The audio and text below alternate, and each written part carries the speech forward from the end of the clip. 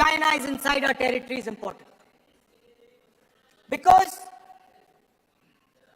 people think that wars are fought between armies and their weapons. But the fact of the matter is that wars are fought by industrial systems. The fact of the matter is that China has an industrial system that is far stronger, far bigger than our industrial system. And that is why they have the guts to come inside this country. The reason China is sitting inside this country is because Make in India has failed. The reason China is sitting inside this country is because India is refusing to produce. And I am worried that India is going to give up this revolution to the Chinese once again. The reason I made this reference is because everything is connected. If and when we fight a war with China, we will be fighting with Chinese electric motors, Chinese batteries, Chinese optics, and we will be buying Chinese motors, Chinese optics, Chinese batteries. It is a non-sustainable proposition. That is why for our security, for the future of our children, for the future of our country, we have to build a production system, and we cannot allow this revolution to go by. Now, the next step, we have a strategic partner called the United States. The partnership should focus on how India and the United States can work together to take advantage of this revolution. That is what the conversation should be on. Please understand that India is as important as the United States for the simple reason that they cannot build an industrial system without us. They cannot build a production system without us. No matter what they say, the Americans simply cannot do what India can do because their cost structure is much, much, much more expensive than ours. We can build things that the Americans would never imagine. India can do that. So that would be the first part of a president's address. We would talk to the youngsters in India and say to them, we want you to be partners in this revolution. We want to change the Indian banking system so you can have access to it. And we believe in you, we trust in you, and we believe you can take on the Chinese. That's the first part. The second part would be about participation. We have done a caste census in Telangana. And what we have found is shocking. Almost 90% of Telangana is either Dalit, Adivasi, backward, or minority. Almost 90%. And I am convinced that that is the story across the country. I am absolutely convinced that the OBC population of this country is not one less than 50%, possibly 55%. 16% are Dalits, 9% are Adivasis, 15% are minorities. Last budget, there was a photograph. You remember the photograph? वो मक्खन बांटने वाली, हलवा बांटने वाली. That photo of distributing the halwa and the butter, I was surprised that now they have removed the photograph. They have given the halwa, but it was not shown to whom it was being served. A new development paradigm for this country, which runs parallel with the production paradigm I spoke of, which works together with the production paradigm I spoke of, is the participation of lower castes, OBCs, Dalits, Adivasis, in the wealth of this country. If we look at the largest corporates in this country, they're all owned. None of them are owned by OBCs. None of them are owned by Dalits. None of them are owned by tribals.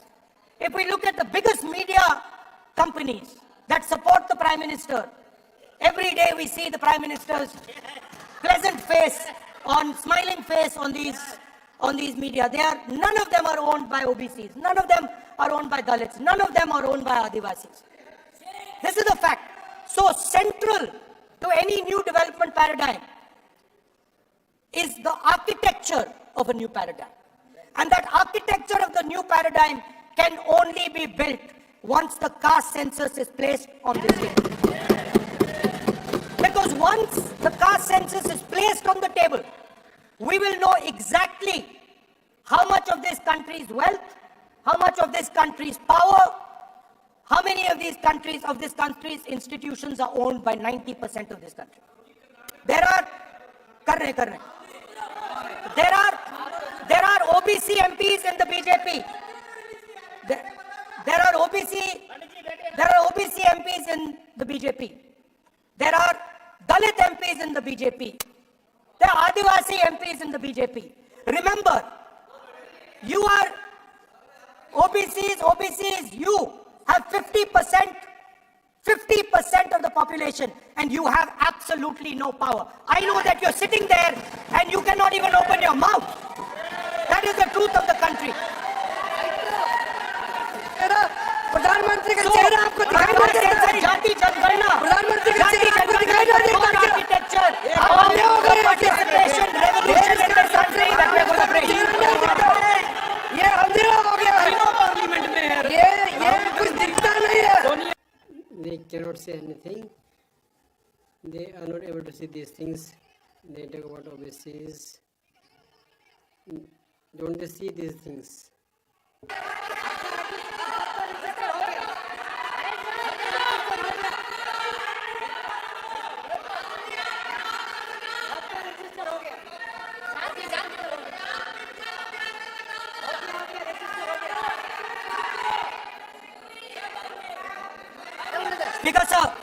Speaker sir, so the idea is, on one side, allow India and the Indian youngsters to participate in the coming mobility revolution. Allow them to participate in building robots, in building drones, in building electronic items, in building EVs. And on the other side, running parallel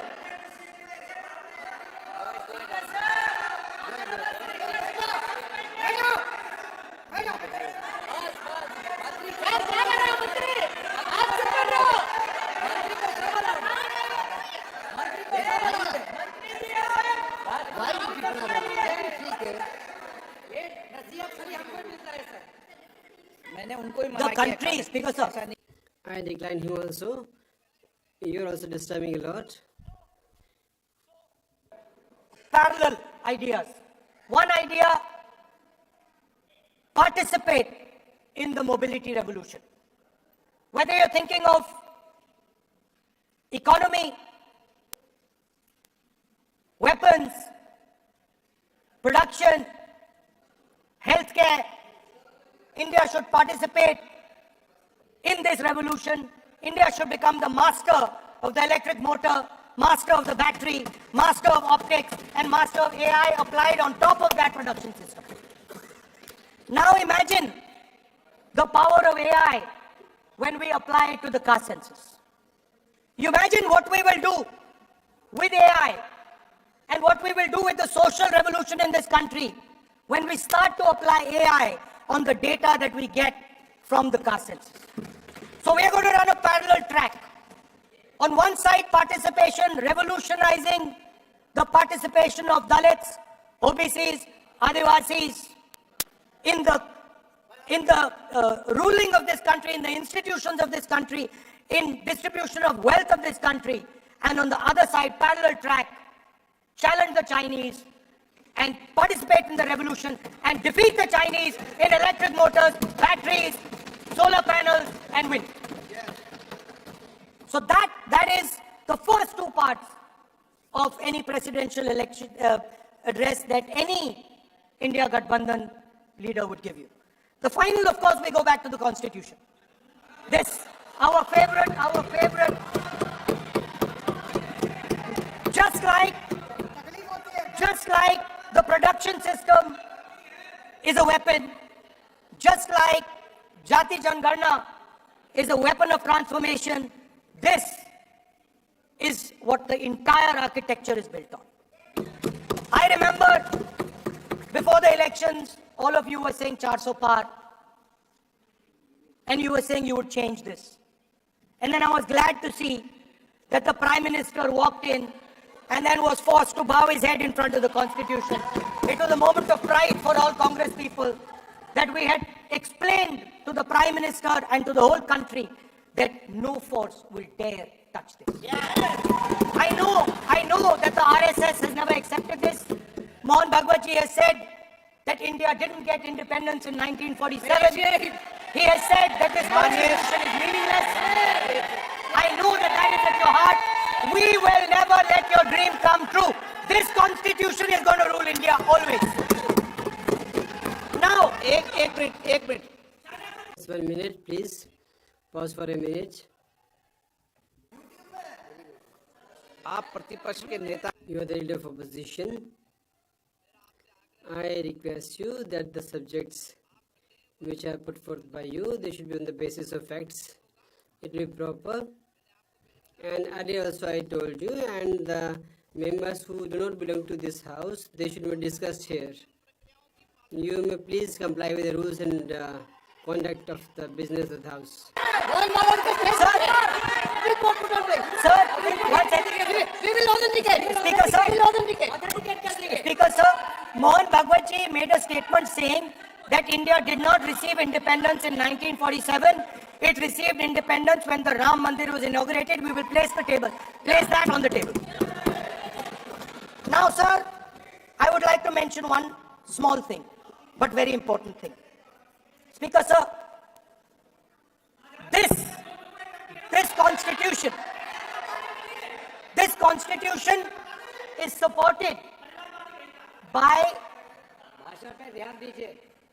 constitution is supported by the vote of our people.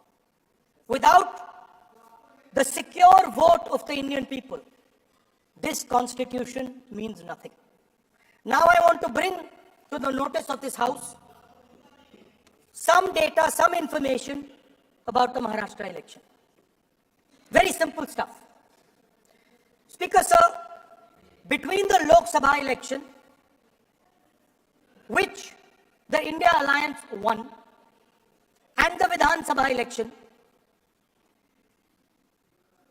the voting population of Himachal Pradesh was added to the voting roll of Maharashtra. Meaning the entire population of Himachal Pradesh was added to the voter rolls of Maharashtra. Please understand what I am saying. In Lok Sabha, the difference between Lok Sabha and Vidhan Sabha was the population of Himachal. The entire population, almost 70 lakh new voters suddenly arrived between Lok Sabha and Vidhan Sabha. Now, the most interesting part, and the Prime Minister is not looking at me. The most interesting part,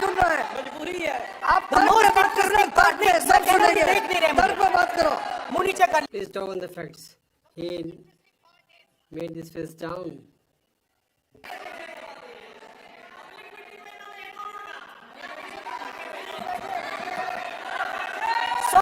Sir, Maharashtra mein, Sir, in Maharashtra, in 5 months in Maharashtra, they were added in 5 years in Maharashtra. Jitne 5 saal mein the numbers which were added in 5 years, more than that were added in 5 months after Lok Sabha elections. एक building है sir. There's one building, sir, in Shirdi. In one building, 7,000 new voters were added from one building. In one building, 7,000 more voters were added in the list. Sir, I am not casting any allegations. I am not leveling any allegations. I am just saying, sir, that in this, there is something problematic in this, that the whole state of Himachal Pradesh, the number of voters where they come into this list of Maharashtra. What we are saying that we have told repeatedly to the election commission हम आरोप नहीं लगा रहे that we are not levying any allegations. You do one thing, that you give the list of Lok Sabha voters, name, address and electronically should be given to us. And during this assembly polls, during the assembly elections, नहीं speaker sir no speaker sir, then no verification has been done. I would like to make it clear, sir. Speaker sir, I would like to clarify that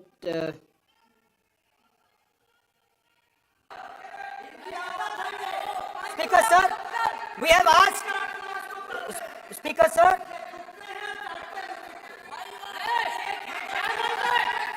Speaker sir, we are asking this question.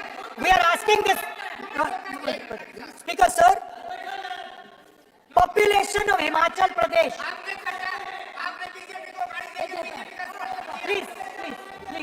Population of Himachal Pradesh has voted. Extra has voted in Maharashtra. We are saying to the election commission, please give us the names and addresses and polling booths of all the workers in the Lok Sabha and all the workers in the Vidhan Sabha so we can calculate who these new workers are, who these new voters are. Interestingly, the new voters are mostly in the constituencies that the BJP has swept. Please understand, the new voters have been added mostly in the constituencies where BJP has swept. I am still not making an allegation. I am saying on the floor of the House that the election commission has to give the data of the Maharashtra elections to the Congress party, to the Shiv Sena and to the NCP so that we can see exactly where these voters have been added, who has been subtracted, who has been added, where they have been added. This is not an irresponsible request. This is a very simple request for them to fulfill. The reason I am saying this, sir, is because the rules have been changed. This is not just said in isolation. Speaker, sir, the election commissioner used to be chosen by the Prime Minister, Leader of Opposition, and the Chief Justice. Sir, the Chief Justice was removed from that committee. Why? This is the question, sir. This is the question to the Prime Minister. Why was the Chief Justice removed from the committee? Now, in a few days, I am going to go to the meeting. I am going to go to the meeting. There's going to be Mr. Amit Shah and Mr. Modi ji. And there's going to be me. 2-1. Why am I even going to the meeting? What is the purpose of me going to the meeting? I am only going to the meeting to certify what Modi ji and Amit Shah ji are going to say. Right? Whereas if the Chief Justice was there could be a discussion. Chief Justice and Leader of Opposition could say, no, we don't agree. So, that seems to be a calculated strategy. Now, just prior to the Lok Sabha, the election commissioner was changed and 2 new election commissioners were placed. Yes.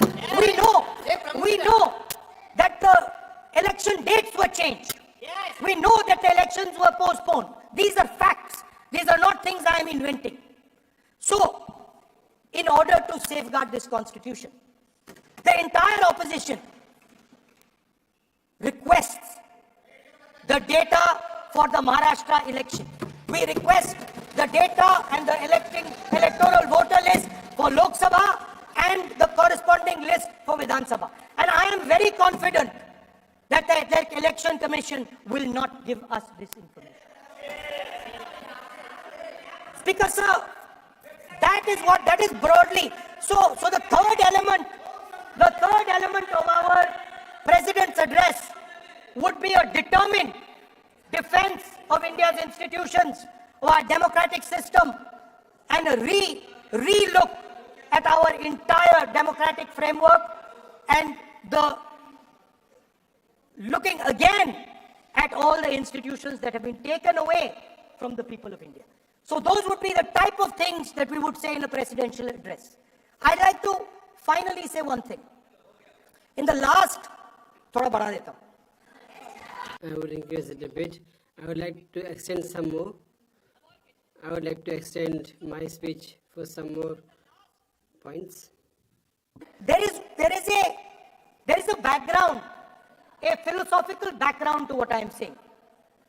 Essentially, what I am saying to the youngsters of India and to this house is that instead of focusing on multiple things, instead of telling us a laundry list, give us a strategy, give us a vision, make it clear, right? Now, there is a philosophical basis to this. There is even a deep philosophical basis to this. I showed you the picture of Shivji, which you didn't allow me to show. I showed that picture for a reason. What does that picture tell us? If you look at that picture carefully, it tells us focus carefully. Do not get distracted. Do not look here and there. Do the job at hand. So there is a philosophical basis to the speech I have given. I have not told the House and the country that we will do this, and this. This is the philosophy of Shivji. Say what you have to say, but be clear that you're going to do that one thing and don't do 56, 70 different things.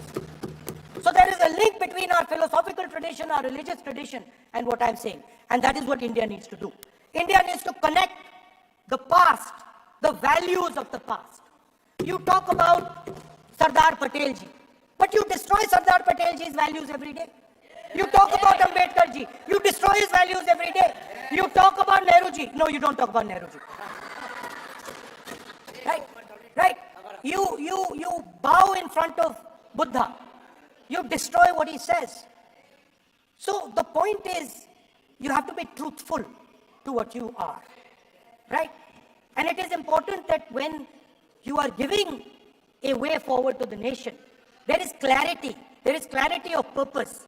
There is no hatred. There is no violence. There is no anger. Because these things are destroying our country.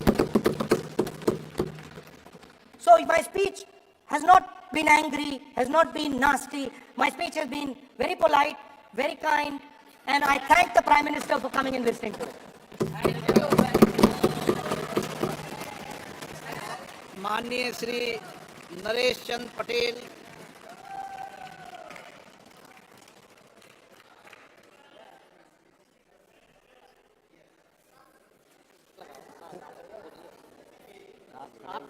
माननीय सभापति महोदय, Honorable Speaker, sir. अध्यक्ष जी, जाने वाले कोई नहीं रोक पाएगा। आप तो अपना भाषण दीजिए। महोदय, Honorable Speaker, sir. At the outset, I would like to thank you for giving me this opportunity to speak on the motion of thanks on the President's address. Speaker, sir, when I'm speaking in this august house, I would first like to raise the sad incident which took place at the Mahakumbh and all the devotees who lined up there. I pay my obeisance to them.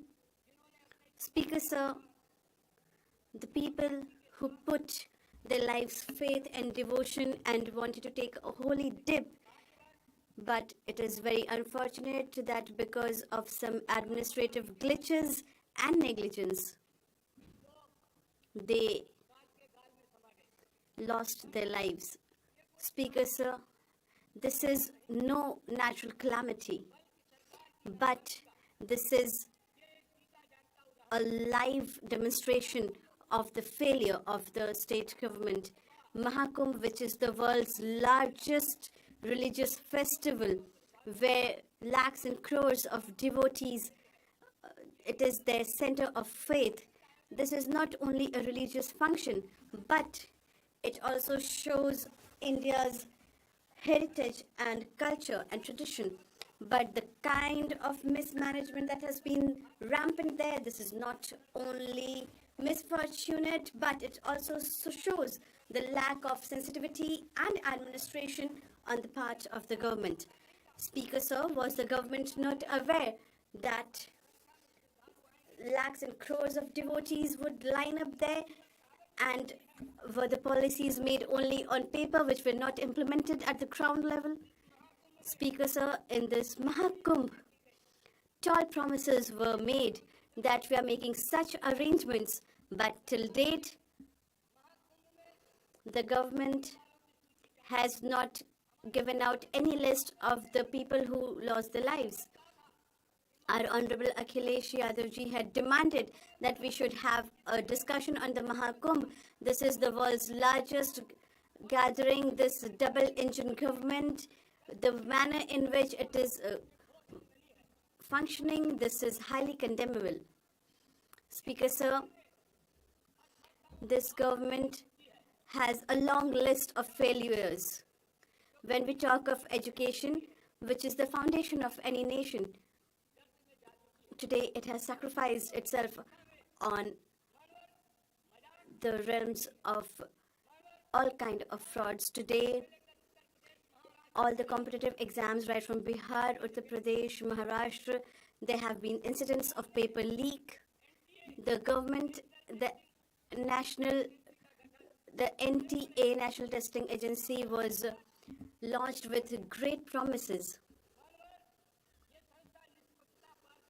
Speaker sir, this institution was to be a milestone of transparency and honesty, but the condition is that even before the exam commences, the papers are leaked on social media. Is this the transparency of the government? Is this the truth of digital India? When we talk of NEET exams, which determines the medical career of lakhs of students, we have seen regular incidents of paper leakage in NEET, railway recruitment, SSC, UGC. All these exams have suffered at the hands of the government. After establishing NTA and the tall promises, they have all been hollow. In the President's address, the price for the MSP guarantee for the farmers, there's been no mention of it.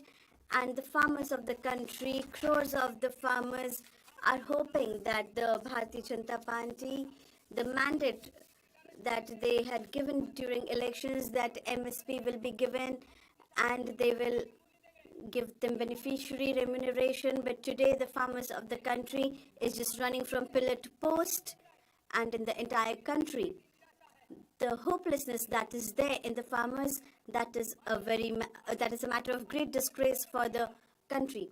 The biggest leaders of the Bharatiya Janata Party, who run the country and the states, when they go for the election campaign, they say that they will give proper remuneration to the farmers and they will waive off their loans.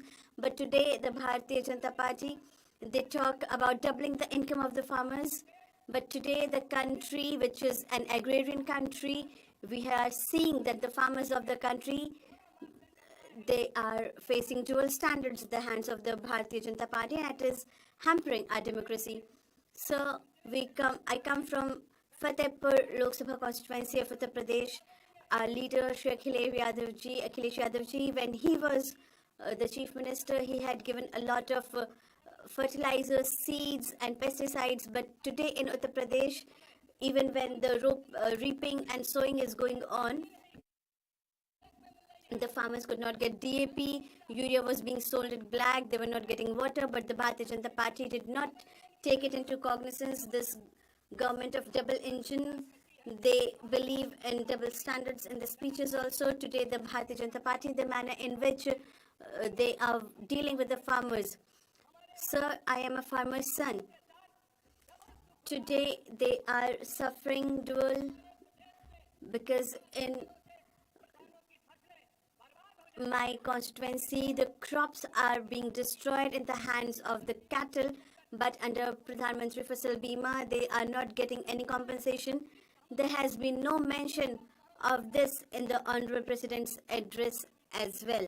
मन भर किसान बीमा की दुर्घटना की Speaker sir, during Samajwadi Party, we had seen the late Mulayam Singh Yadav ji had started giving some loans to the farmers whenever there would be some crop loss. But Honorable Mulayam Singh Yadav ji started giving them insurance, crop insurance, and he started giving 1 lakh rupees, and then it was increased by Akhilesh Yadav ji to 5 lakh rupees.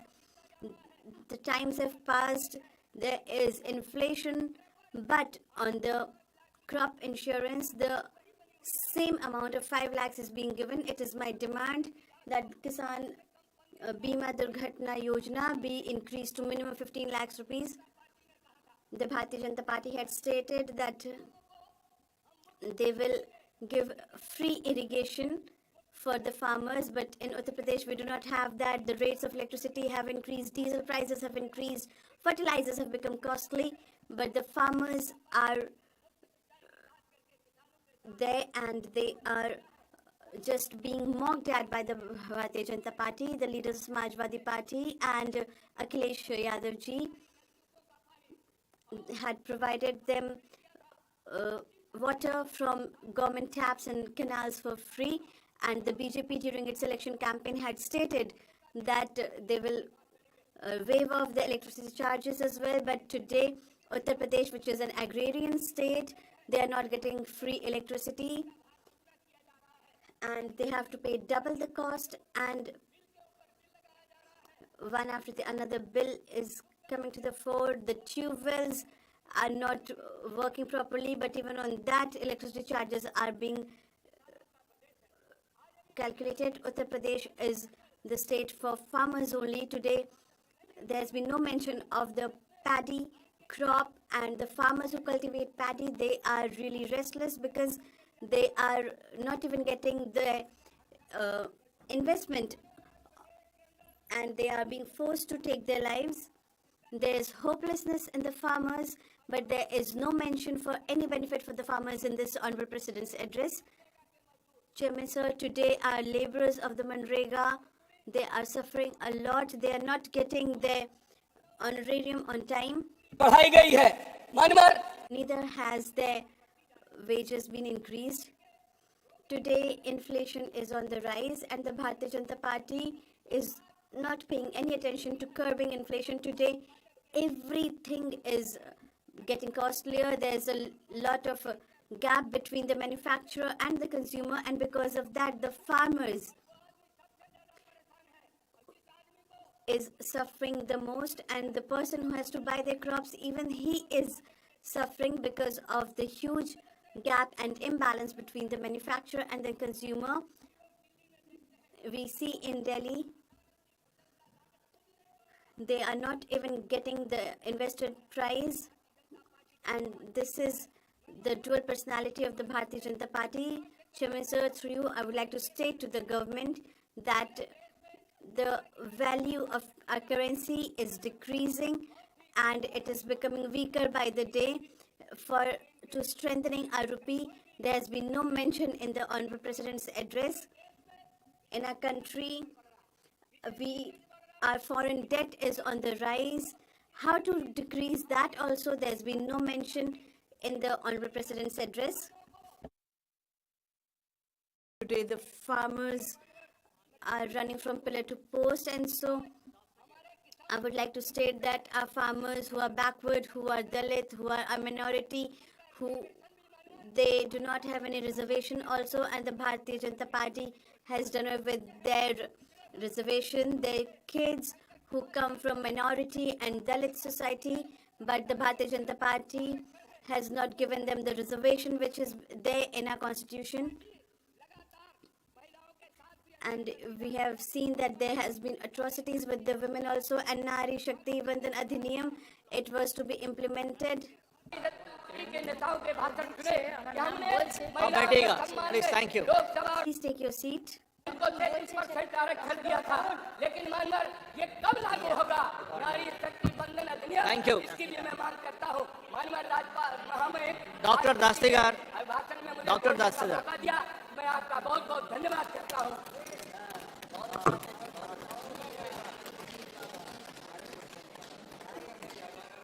Thank you, Chairperson, sir. I stand here on behalf of All India Trinamool Congress and my leader, Srimati Mamata Banerjee, to take part in the motion of thanks of the speech addressed to both the houses by Mahamahim Rashtrapati Ji, Srimati Draupadi Murmu.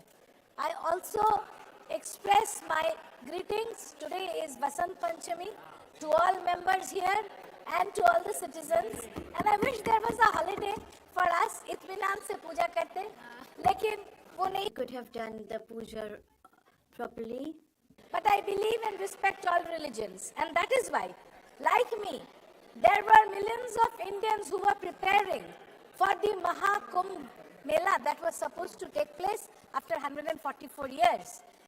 Some of the poor people were saving money to go and take the Mahasnan on the Mauni Amavasya. Sad to say, Mahamahim Rashtrapati Ji in her message spent only 61 words to express her sorrow and has not condemned the death, has not given condolence message to the families of the dead.